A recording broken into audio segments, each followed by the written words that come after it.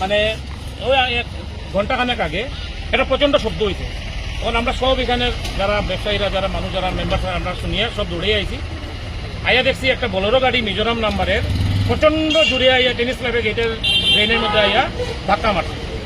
এখানে রাস্তার কন্ডিশনটা খারাপ। আজকে আমরা 4-5 দিন যে সংগ্রাম করি আর এই রাস্তা লইয়া, হাওয়ার পিএইচএফ অ্যাকশন লইছে, কিছু কিছু করছে, কিন্তু বৃষ্টির লিগে হয়তো করতে পারতেছে না।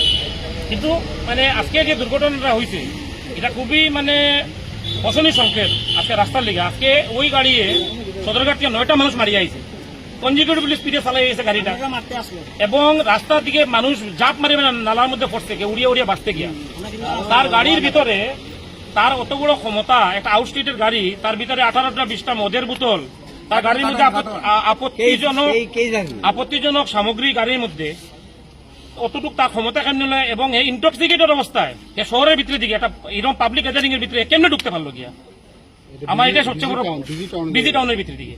আজকে যদি এখানে টেনিস ক্লাবের সামনে যদি আটকা পড়তো না, কোনো মতে যদি এখান থেকে বারোই যেত, সেন্ট্রাল উঠে মেসাকার করিয়া গেল না, মানুষ পিছিয়ে পিছিয়ে বাড়িয়ে গেল কেন?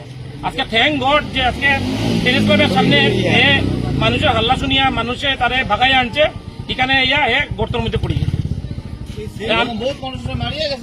আমি মানে একটা জিনিস অনুরোধ করি আর প্রশাসন রে, যে যারা যারা ক্ষয়ক্ষতি হয়েছে, যারা অ্যাক্সিডেন্ট হয়েছে, তারা যেন বিচার পায়, তারা যেন ট্রিটমেন্টটা পায়। হ্যাঁ, এবং 9 জন মানুষের মধ্যে 3 জন মানুষ খুব সিরিয়াস। একজন মহিলার কানের দিকে ব্লিডিং কন্টিনিউ হইতেছে, তার কানের দিকে মুখের দিকে ব্লিডিং হইতেছে, তাই তো খুবই সিরিয়াস।